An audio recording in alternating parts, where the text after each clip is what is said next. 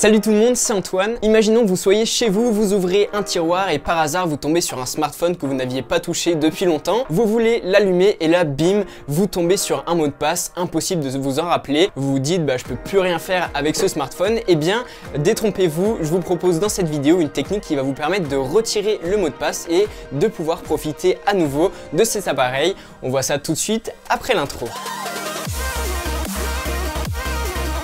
Trouvez les bons appareils high-tech et apprenez des techniques qui vous feront gagner du temps au quotidien en vous abonnant à ma chaîne dès maintenant. Cliquez sur la cloche pour être notifié dès que je sors une nouvelle vidéo. Avant de débuter ce tutoriel, j'ai deux choses à vous préciser très importantes. Premièrement, ce tutoriel s'adresse aux possesseurs de smartphones Android. Si vous avez un iPhone, pas de panique, j'ai déjà fait une vidéo qui vous explique comment déverrouiller un iPhone sans code. Je vous mets juste en haut ici la petite fiche qui va vous rediriger vers la vidéo en question. Et puis si vous ne trouvez pas, je vous mets le lien dans la description de la vidéo. Donc voilà, si vous êtes utilisateur d'iPhone, passez tout de suite à cette autre vidéo. Et la deuxième chose concerne ce tutoriel, il faut savoir que cette technique va vous permettre de déverrouiller votre smartphone, mais il y a un gros inconvénient, vous allez perdre l'intégralité des données qui se trouvent dans ce smartphone. Malheureusement, on ne peut pas faire autrement. Si vous voulez réussir à déverrouiller l'appareil, il va falloir passer par une restauration complète de l'appareil. Voilà pour ces petites mises en garde, on va pouvoir passer dès maintenant au tutoriel.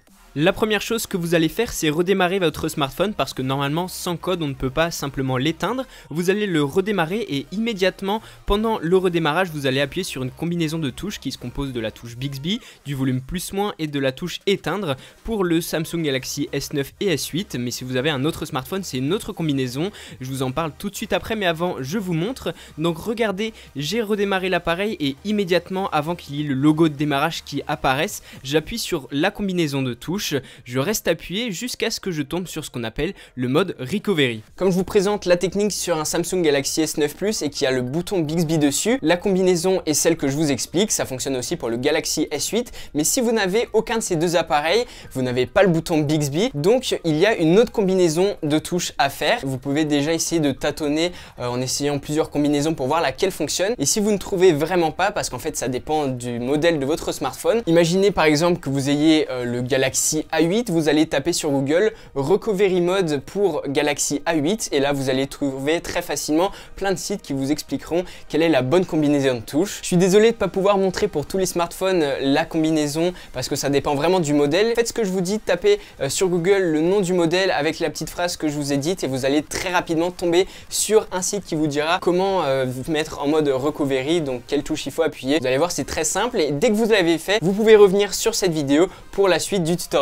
Je peux reprendre là où je m'étais arrêté, donc on vient d'arriver dans le mode Recovery après avoir fait la combinaison de touches et là vous allez tomber sur un menu qui ne fonctionne qu'avec les touches plus-moins pour monter descendre et la touche éteindre pour valider vos choix. Dans ce menu on va chercher l'option qui permet de réinitialiser le smartphone, comme ça on n'aura plus le code au redémarrage. Donc je descends et l'option que l'on cherche s'appelle Wipe Data Factory Reset. Vous cliquez sur éteindre pour valider dessus et ensuite vous descendez avec la touche moins pour arriver sur Yes et là vous appuyez le bouton éteindre pour valider et au bout de quelques instants vous retournez sur le menu, ça veut dire que la restauration est faite et vous cliquez sur le premier choix qui s'appelle Reboot et qui va redémarrer votre appareil.